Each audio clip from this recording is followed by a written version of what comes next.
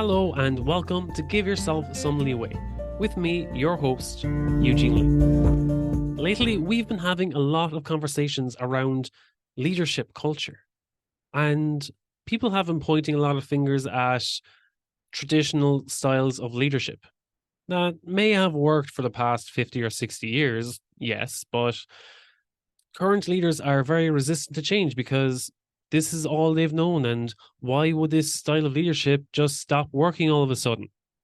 Well, it has led to the great resignation and massive staff turnovers, and they would rather not look at empowering their employees and maybe raising mental health awareness, taking action on that, and maybe putting an end to this burnout culture that is intoxicating the global workplace. Maybe if we started implementing this growth mindset and helping to upskill our employees, show appreciation and recognition for their work, give them a sense of purpose, that they may be a bit more loyal to the company and be more productive. Today, I'm joined by Urmi Hossain. She's the social media lead over at the Victoria chapter of the nonprofit Women in Leadership. We talk about all these things, where leadership is lacking, where leadership can improve, how to adopt this growth mindset and put an end to all this stress, anxiety, and burnout in today's workplace culture, and how women can overcome the limiting beliefs that are stopping them from assuming these leadership roles. Maybe the workplace would be a lot better if we had more women in these leadership roles. If you enjoyed today's episode, you can reach out to me at giveyourselfsomeleeway.com, on Instagram at eugene.leeway. Just send me a DM, send me a voice note. I mean, I'm not that scary, am I? People are telling me that I'm scary. I don't think I'm scary. Just send me a message. Let's have a chat. Okay? And I really hope you enjoyed today's episode with Urmi Hossain. Urmi, welcome to Give Yourself Some Leeway. And thank you for taking the time to join the show today. Thank you for having me. Of course. I mean, Urmi, from your background, you're probably better off telling this than me, but from your whole growth journey to your new career and working for groups like Women in Leadership, what was that like for you?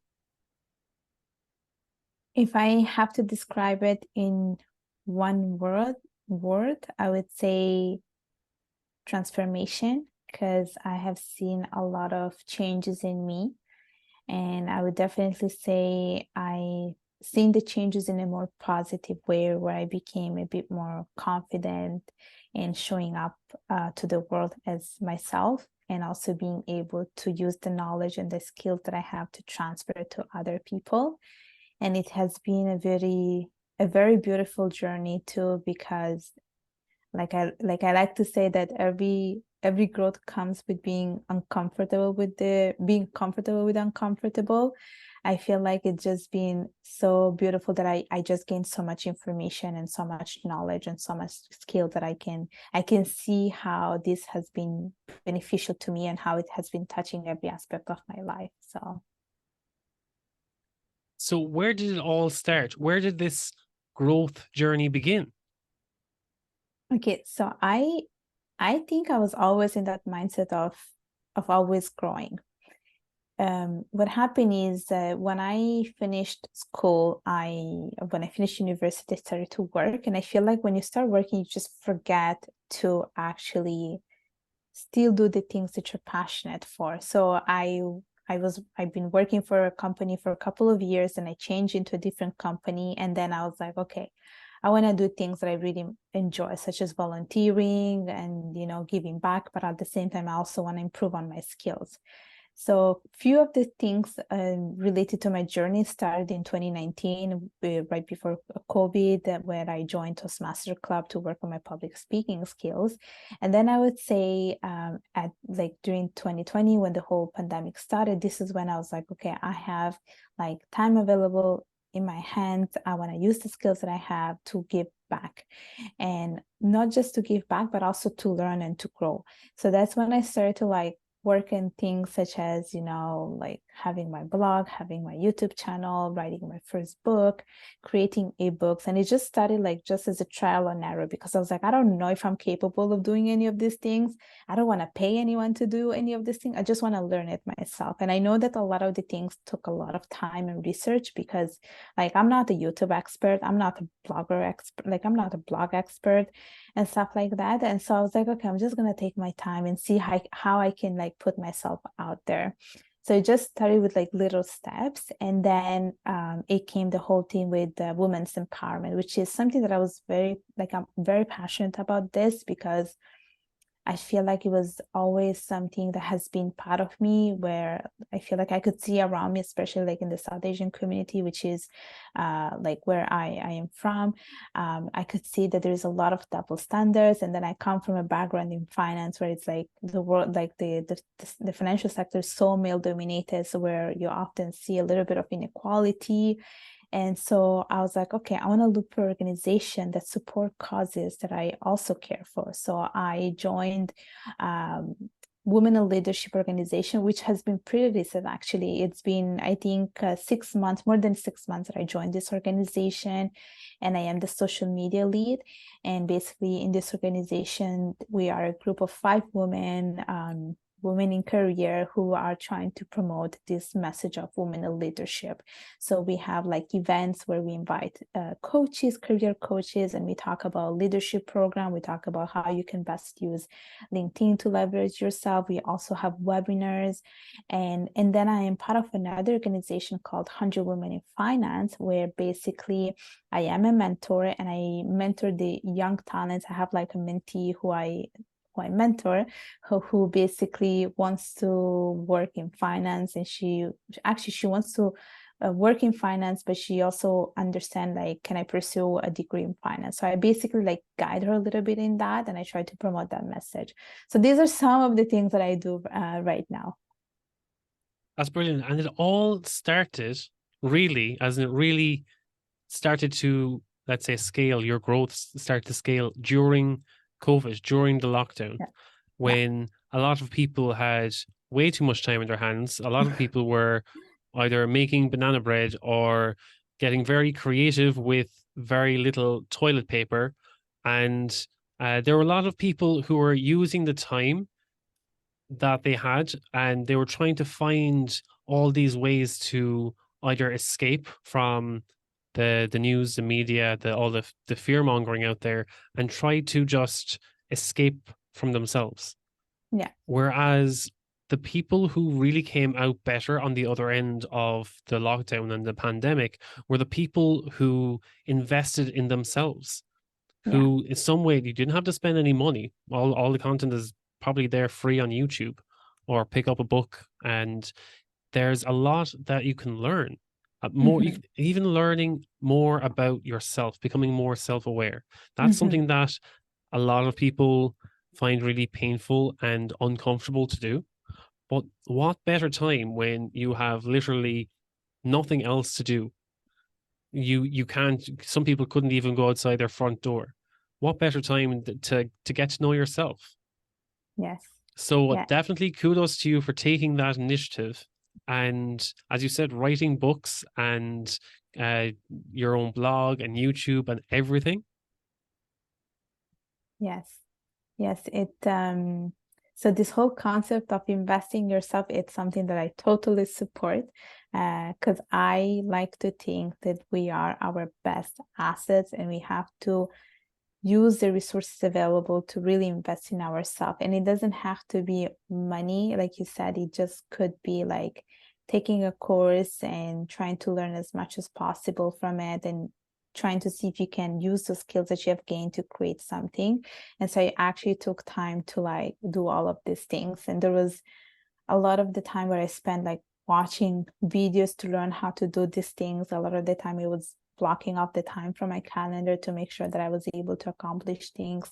Or it was also about showing up, like if you have like, let's say, a webinar, or you have a workshop to attend, I made sure that I attended, or that I showed up to those things, because it was it was important to build that self-motivation in you to make sure that you were able to accomplish that.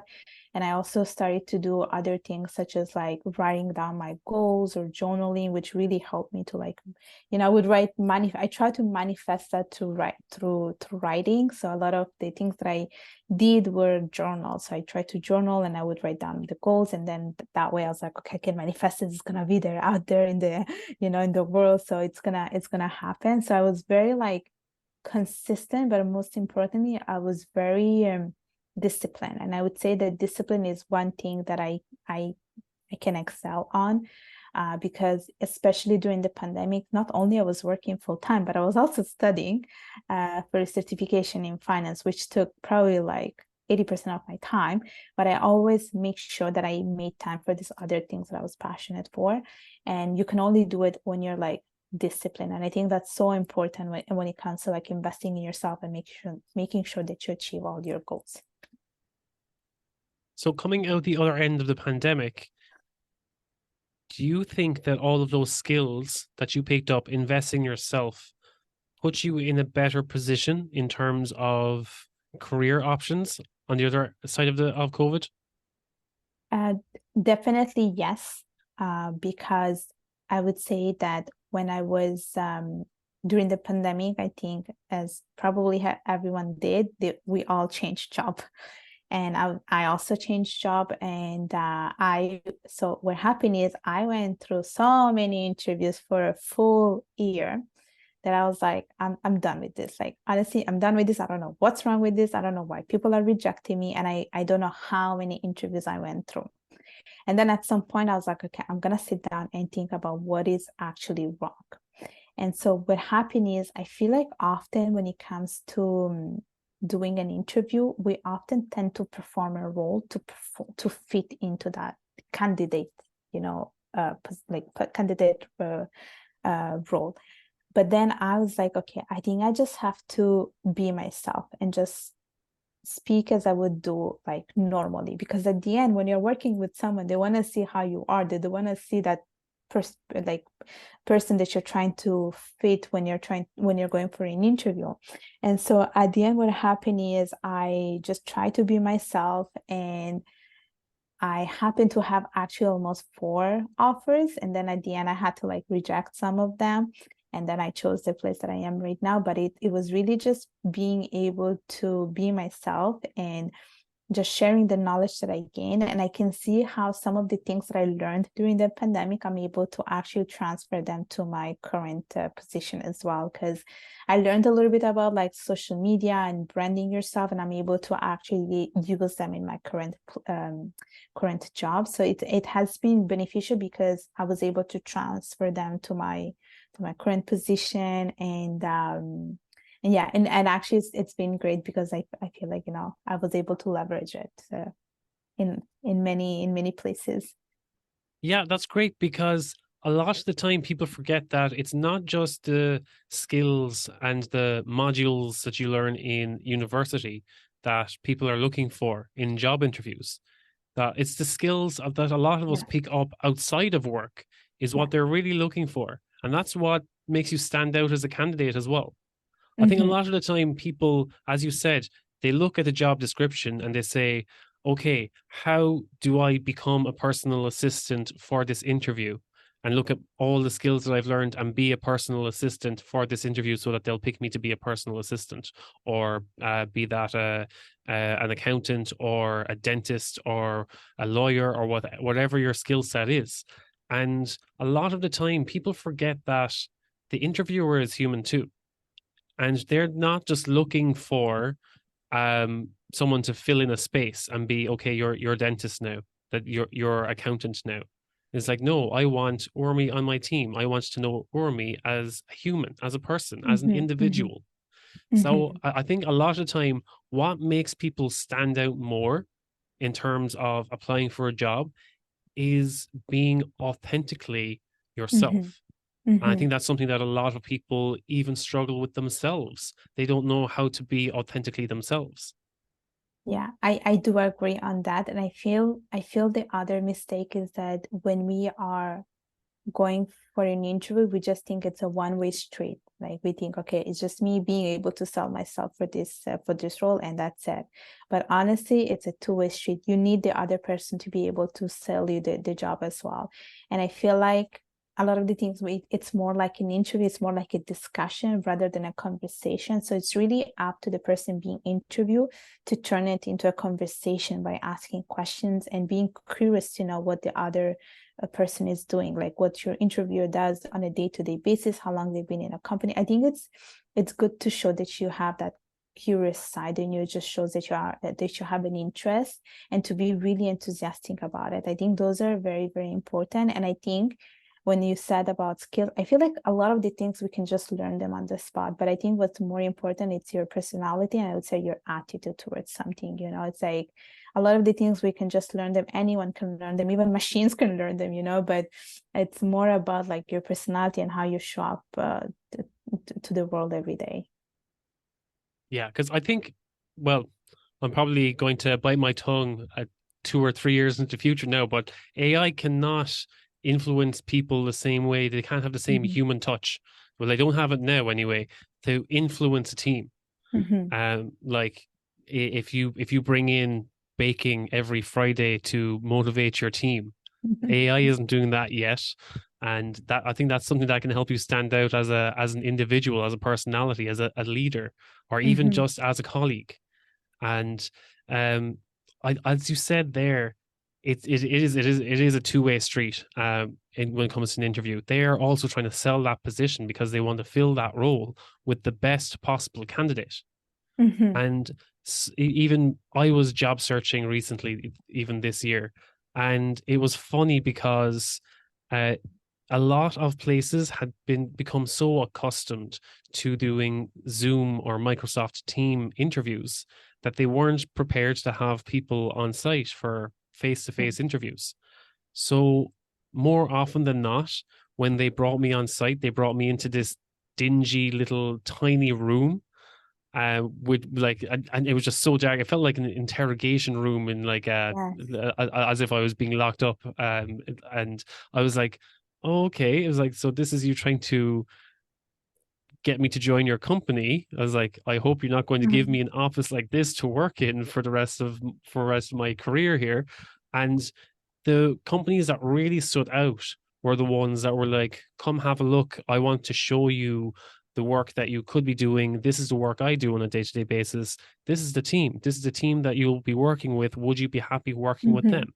And by showing them the candidates, not only being a human resource and manager or supervisor deciding on is a candidate suitable, they introduced the candidates to the whole team and asked the team, okay, do you feel this person is a good fit?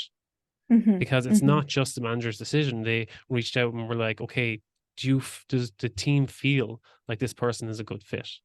And I feel that is someone who's looking for a long-term, more sustainable employee or a sustainable team, because they're taking everyone's opinion into account. And rather than putting someone in and being like, okay, they're filling that position and learn on the job and get used to each other because you're going to be stuck to each other for the next 5 to 10 years. And that's not how you build dynamics. It is a two-way street. You're looking for the right role for you. And at the same time, you want to make sure that you're not just trying to find any position, you're trying to find the right position. And the employer is trying to find the right person. So you're trying to sell yourself the best that you can, and they're also trying to sell their position the best that they can. Yeah. And I also think that it's okay to say no to a job. I mean, I know when we're looking for a job, we're so desperate that we're willing to take anything that comes first. But I think it's okay to say no if you don't feel 100% for a job. Especially because I feel like, maybe you were able to sell yourself 100%.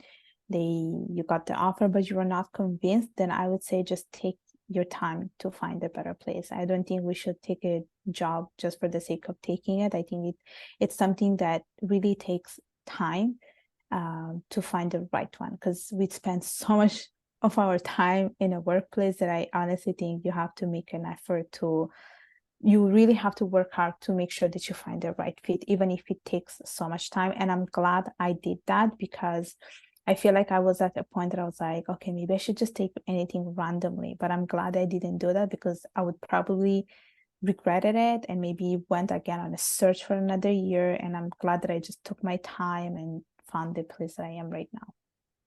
It's like any relationship. Your job is like your professional relationship. You're trying to Yes, sell yourself. They're trying to yes, sell themselves, but yeah, you can't just take the first yes if the feelings aren't there. You're going to be yes. like, yes, I need to decide what's best for me, and at the same time, what's best for you too. Yes. And I think that's something that people forget. They, as you said, they say, "Oh, I got a job opportunity. I have to take it." No, I can't say no. What if I want to work for them in the future? no, It's the same exactly. as any relationship. You're like, no, maybe we're not a good fit now, but Mm-hmm. maybe we're a fit in the future. Mm-hmm. And I think that if an employer can't respect that, then Mm-hmm.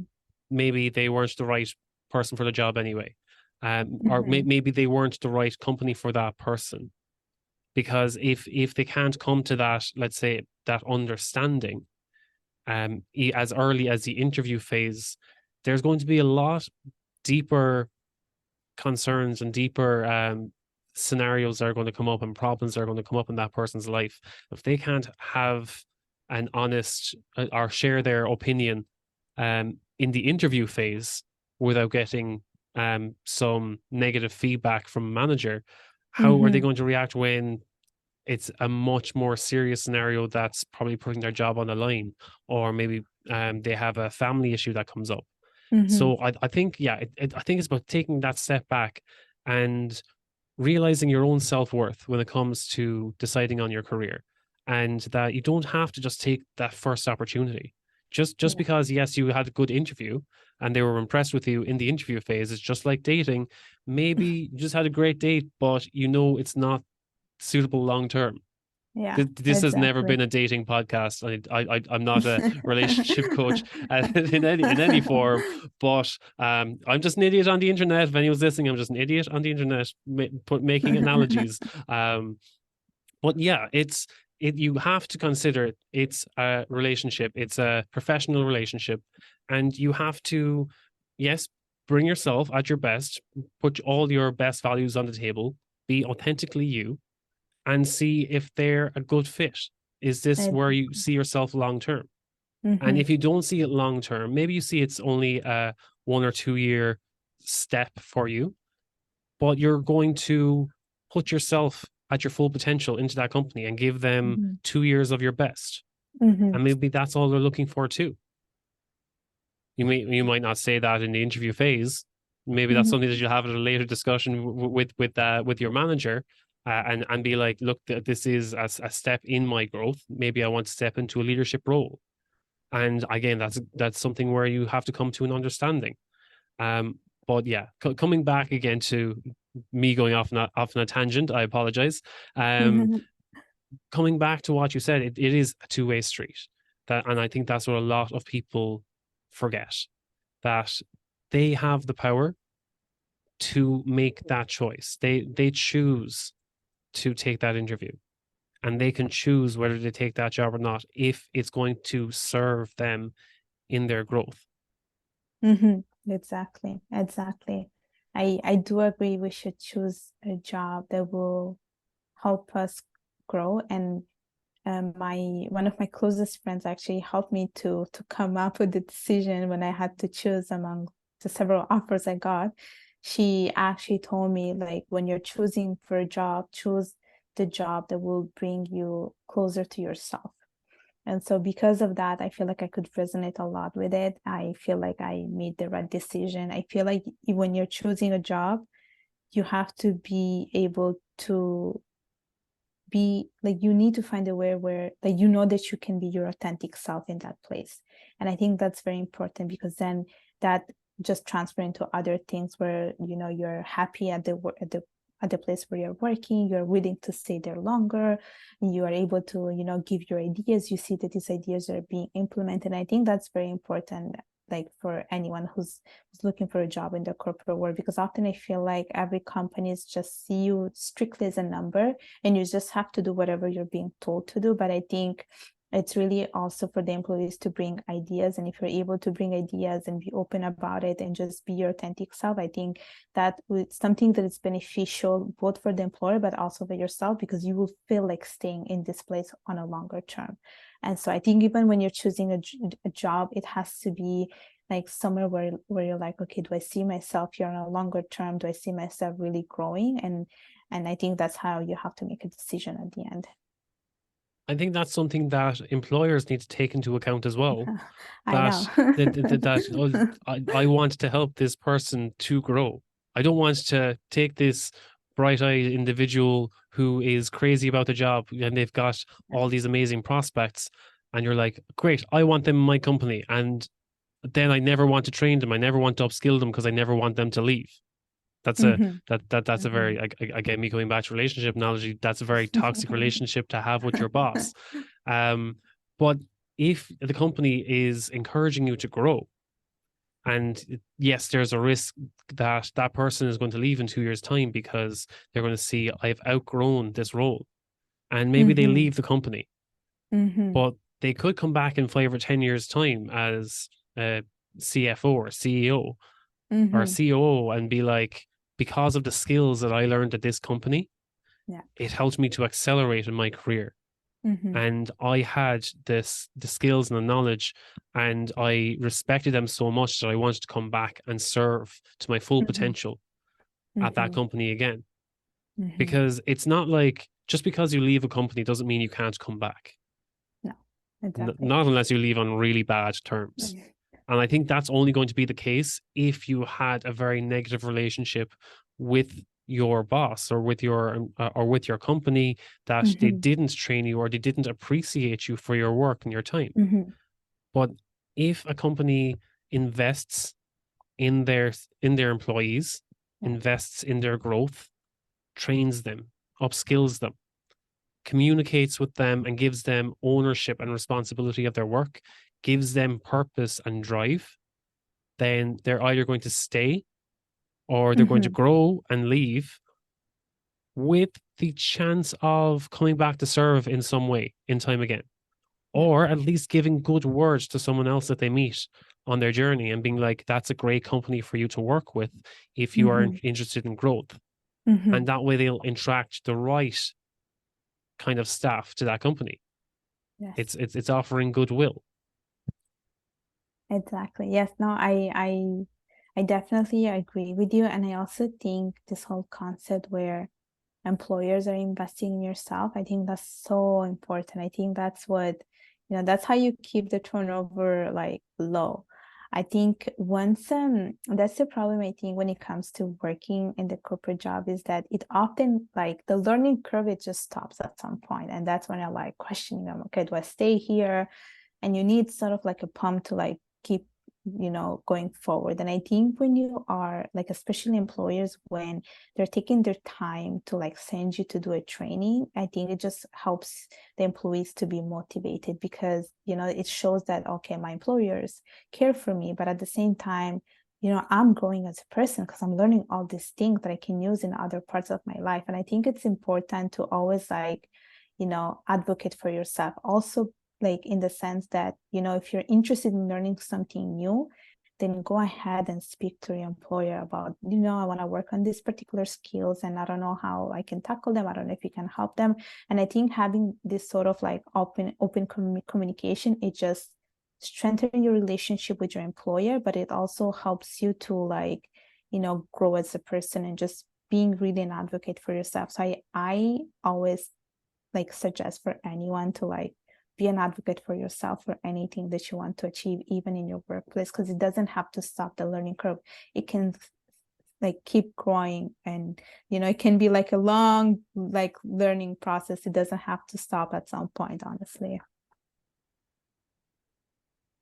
So what got you into women in leadership? Uh, So basically what happened is it was still during the pandemic. I was looking for a leadership I was looking for an organization that was dedicated to women's empowerment. So I came across several organizations, and I came across one that was in Montreal, which was a Women in Leadership, the chapter in Montreal. But what happened is I was just doing so many things that they decided not to take me. And so, like, I think in 2023, which is like at the beginning of this year, I was like, okay, you know what? I want to keep looking for this type of organization that support causes such as, women in leadership position. And so basically, the organization itself, it's called Women in Leadership.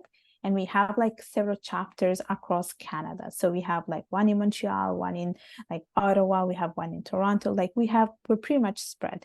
And so I applied in all of them to be part of the organization until one of them called me, which is the chapter I am part of, which is the Victoria chapter, which is not in Montreal, like it's so far from me. They basically reached out to me and they were like, oh, you know what, we need help with someone who can like handle the social media account. Would you be willing to do that? And I was a bit hesitant because I was like, I have zero knowledge of how to manage a social media account. I have no clue how to do it. But I was like, you know what?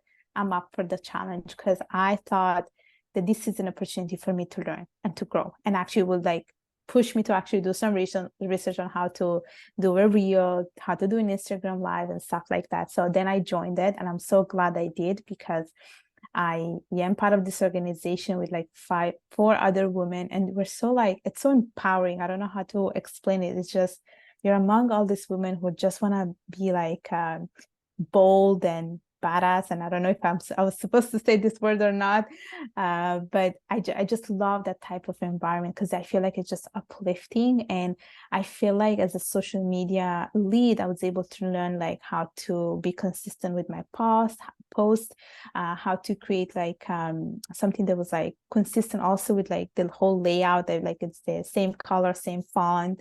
And also like I also did some reels. I also did some lives. So I feel like I worked a little bit on like, this PR skills, and it has been very, very beneficial. And I also do like promote all the events that we do related to women in leadership. So a couple of months ago, we had a webinar where we had this career coach who came in, and she basically told us, how can you create a LinkedIn page, and how can you like, what are some of the things that you must know when it comes to like promoting yourself through LinkedIn. And we had almost like 170 attendees like on a Zoom call, and it was beautiful because I felt like all these women, they're here for the one thing only, and we're like brought together to this like one thing that like that we share. So it's nice because it's like you feel the women's, you feel that power when you're like with other women who are there for the same goal.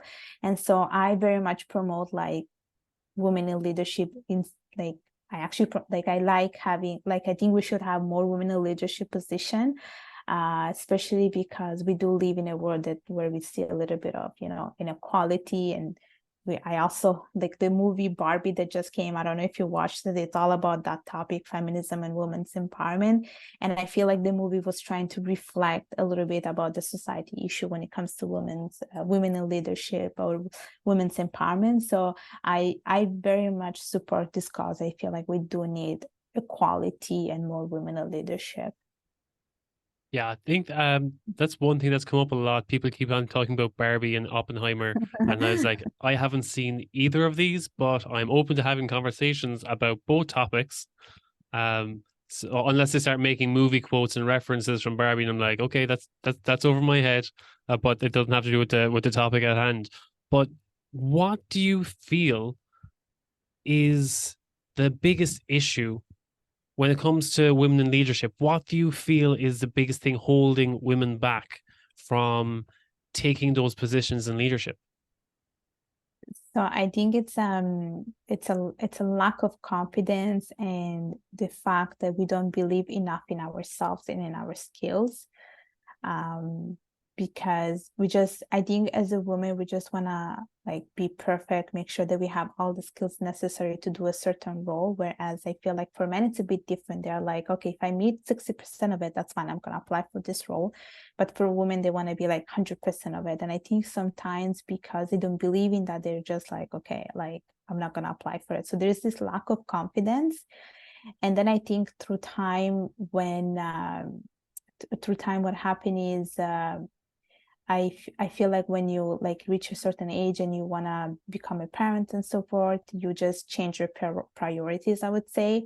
And that's where you're like, okay, I don't think my priority is to be a woman in career. I'd rather be a woman at home taking care of my kids and so forth. So I think priorities changes, which is why I feel like at some point you don't see some women in leadership position.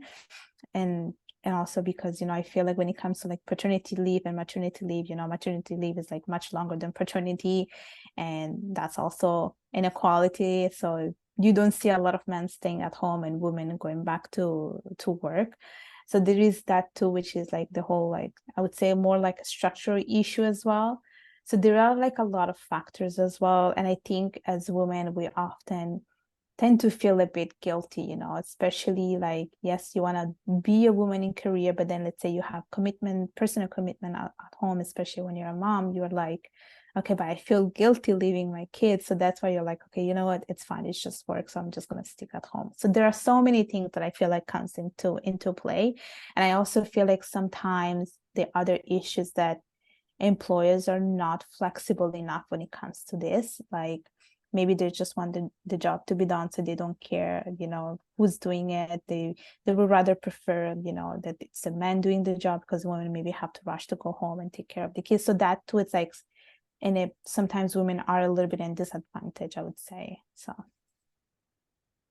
But again, this is probably me being ignorant, but I always found mothers have some of the strongest leadership skills, and they're the most innate leadership skills, or maybe just learn on the job when you're dealing with 2, 3, maybe 10 kids at a birthday party, and you have to manage that. You're trying to organize this chaos, and there's a lot of leadership skills that you pick up on the way as a parent. And maybe it's something that they feel that they don't have the corporate skills and training as part of their career break as a parent. And I find that when it comes to returning to the workplace, maybe the kids have grown up a bit now, maybe they're teenagers, maybe they're young adults, and a woman wants to return to the workplace, but they feel that they've been left behind, or that they feel that they've lost touch of their skills. Whereas I think that they have these qualities that from being a parent that make them an even better leader in terms of being able to communicate with people more on a human level, and being able to influence people on a more human level. And maybe the gap is just that they don't have maybe the corporate know-how. Maybe the industry has changed a little bit since they were last in the job, and they just need to bridge that gap to get back on track. Is that something that women in leadership helps to bridge that gap?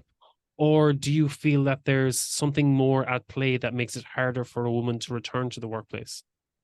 So we do definitely help with that. Like we do have conversation with other women. We bring speakers to speak about this, and we have like leadership program as well. And I do agree with you that I think women, when they become mothers, they acquire all these new skills that it's like they can use it in other places. But and I also think every single woman is a superwoman. But I think the issue is sometimes I feel like sometimes the issue is that it's yes, there is I would say that gap that you have missed, you know, those that year because you were at home. But I feel like sometimes you just don't feel like going back, because you're like, you don't see the purpose of it. And I think it's because your priorities have shifted. And I've seen also shift in a lot of the women that I have met who basically quit their job, and they were like, okay, I just want to be an entrepreneur because I don't want to depend on anyone. I want to create my own schedule. And I think as women, we want to have that freedom and flexibility, especially when you reach a certain age. But with that said, there are still women who are like working really hard to be like a CEO of a company or a CFO. And I think the issue is that our society is so male dominated that sometimes I feel like you're not able to win this, because the men make the rules. And so that's also another issue, I would say. It's like, if if there were more women making rules, I think things would be slightly different. That's my opinion about it. So if anyone wants to hear more about women in leadership or get in touch, what's the best way that they can reach out to you, Urmi? So they can just type Women in Leadership on Google, and they have to type Women in Leadership Victoria chapter if they want to learn more about our chapter. We have a website, we have an Instagram page, and I usually handle the Instagram page, so they can just follow us there, and if they want to message us, we're more than happy to help them. And if anyone wants to be in contact with me, I have a LinkedIn account, which is called Urmi Hossain. I have a YouTube channel called Urmi Hossain. I have a blog called myways.ca, and I have an Instagram account called Urmania. So if anyone wants to be in touch, they can just follow me. Awesome. Brilliant. Urmi, it was great having you on the show. And thank you again so much for your time. Thank you.